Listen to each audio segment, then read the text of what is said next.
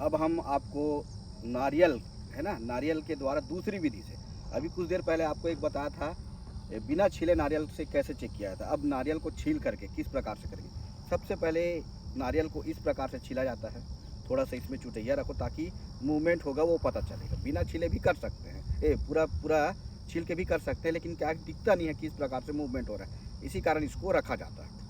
उसके बाद हथेली को इस प्रकार से फ्लैट रख लेंगे। उसके बाद इसको सीधा रखेंगे या उल्टा भी रखेंगे, किसी भी प्रकार से रखेंगे, इसका अर्थ एक ही है ना। हम इस प्रकार से रखते हैं और चलते कैसे, पहले धाराओं में चलेंगे।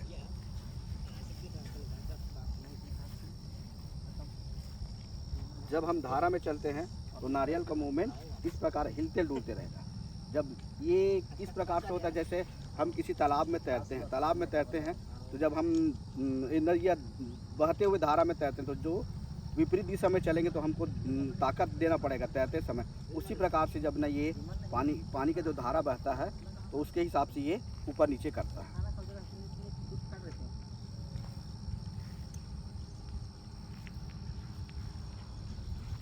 ये हो गया एक धारा है ना। उसी प्रकार हम क्या है दूसरी धारा में चलेंगे, इससे कंफर्म किया जाता है कि कैसे धारा मिलता है। ये जो ज़्यादा स्पीड से उठा रहा है, मतलब इसका अर्थ ये है कि ये जो रास्ता है इसमें पानी की मात्रा ज़्यादा है।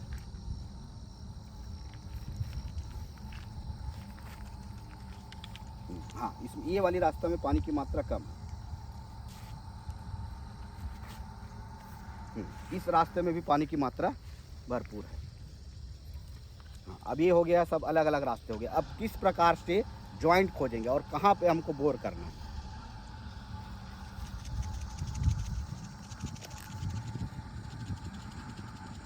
तो इसके लिए सबसे जो मेन जो मोटी मोटी धार है उसमें से किसी भी एक को लेकर के हम आगे बढ़ते जाएंगे।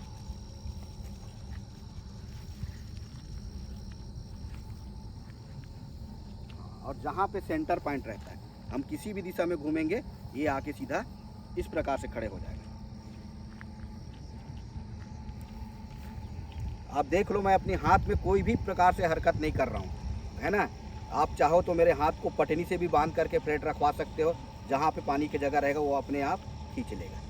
इस प्रकार से आके खड़े हो जाते हैं। और पानी कितनी है इसकी, नारियल तो चाहे हम 1 HP के लिए भी चेक करें तब भी वो ये खड़े होगा, और 5 HP के लिए करें तो इसमें 1 HP और 5 HP में अंतर प्राप्त कैसे होता है। इसमें जो नारियल जितना स्पीड से आता है और जितनी धारा है उसके हिसाब से पानी की मात्रा पता चलती है।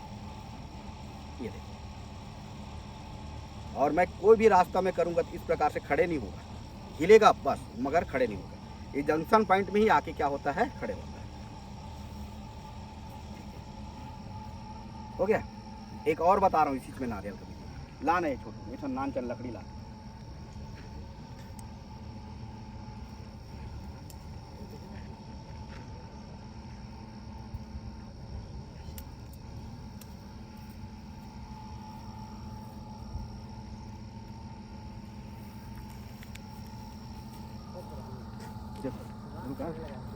सुनो ना, हाफ पैंट नारियल को जमीन में रखते हैं और ये नारियल के ऊपर में मैं बैठूंगा तो ये घूमने लगेगा। नाक दे,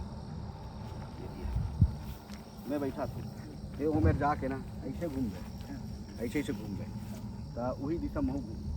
अगर पलटी मार देवे तो मैं पलटी मार और मोर कोई संबंध नहीं, मगर जमीन के जो रास्ता है ना वो हमरा वो मैं बैठा था, वो दूसरा भी देख सकता है, इसमें कोई बात नहीं। खड़े खड़े घूम केवल खड़ा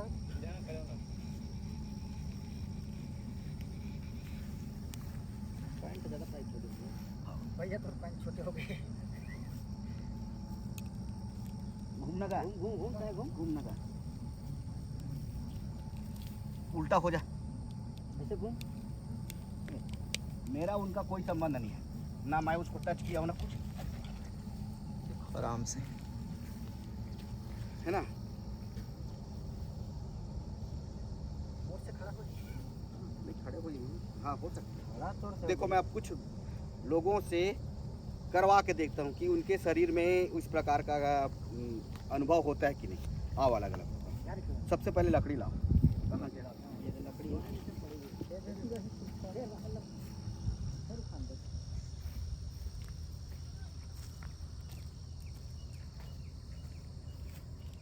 और कौन कौन चेक करना है इधर इधर हाँ ना ना लकड़ी को पकड़ने का तरीका देखो। मैं अब किसी अनजान जो कभी इसके बारे में जानता नहीं है उस व्यक्ति को पकड़वा के देखता हूँ कि अगर उसके शरीर में इस प्रकार का अनुभव होता है तो वह पानी चेक कर सकता है, अगर नहीं होगा तो नहीं कर सकेगा। इस प्रकार से पकड़ाएंगे, ठीक है, तान के तभी तानना माँ मीडियम। चलो घूमते चलना है, इधर आ जा कहीं कहीं ले रहे देखो इस नए बंदे को मैंने बताया कि किस प्रकार से होता है। इसमें मैं कुछ भी नहीं कर रहा हूँ, इनसे आप पूछ लेना, मैं इसको हिला रहा हूँ ना, मैं कुछ नहीं कर रहा हूँ, मात्र मैं अपना पकड़ के इसको दिखा रहा हूँ। ये हो गया एक रास्ता, ठीक है। चलो फिर रास्ता बदल देते हैं, यहाँ से फिर है ना। ये क्या पहली बार है, इसके कारण क्या है इसमें थोड़ा कम बता रहा है।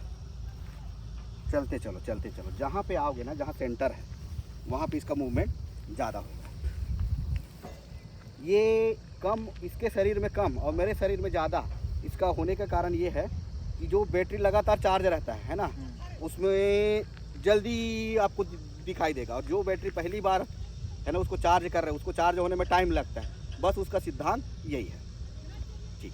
अब मैं आपको मशीन और ये परंपरागत तरीका, दो में अंतर बताता हूँ। ये परंपरागत तरीका पकड़ने के तरीका और अनुभव के हिसाब से आधारित है। भारत में या विदेशों में भी लगभग ना 90 से 95% बोर परंपरागत तरीका से ही किया जाता है। और मशीन से भी जो जियोलॉजिस्ट लोग करते हैं वो रजिस्टेंस के बेस पे करते हैं। ज़मीन के अंदर क्या करते हैं, उन लोग करेंट भेजते हैं, एक निश्चित रजिस्टेंस का करेंट भेजते हैं। और करेंट और गहराई दोनों के बीच में कितना गहरा और कितना करंट भेजा जाता है ना, उनका दोनों का ग्राफ बनता है ना। तो अलग मुरुम का रेजिस्टेंस ना क्या रहेगा, मिट्टी का सबसे पहले मिट्टी अलग अलग प्रकार की होती है। काली मिट्टी का रेजिस्टेंस अलग रहेगा, पीली मिट्टी का रेजिस्टेंस अलग रहेगा, लाल मुरुम का रेजिस्टेंस अलग रहेगा। इसके हिसाब से जो ज़्यादा रेजिस्टेंस का है उसमें उसका जो अंक है ना, वो ज़्यादा बताएगा, जिसका रेजिस्टेंस कम रहेगा उसका कम बताएगा। जब हम रेजिस्टेंस ना मिट्टी से हम आगे बढ़ेंगे तो फिर पत्थर आएगा तो उसका रेजिस्टेंस और बढ़ेगा।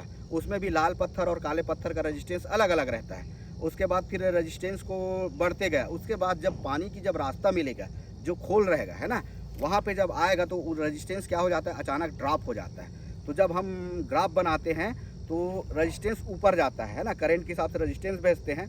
तो जब ऊपर जाता है उसके बाद डाउन होता है, उसके बाद फिर ऊपर जाता है। तो वो जितनी गहराई में वो ड्रॉप हुआ उसको हम बोलेंगे कि इतने फीट में ये वाला धार मिला है ना।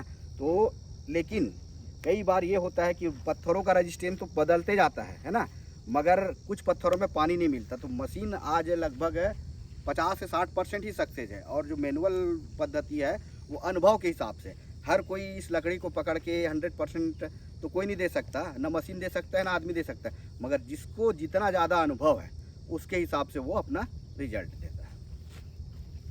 मैं अपना नाम अगर अभी बता दूँ, मैं मुकेश कुमार वर्मा है ना, भिलाई स्टील प्लांट के पास है ना, दादर नामक गांव है ना, वहाँ का रहने वाला हूँ, जो नगर निगम क्षेत्र के अंतर्गत आता है।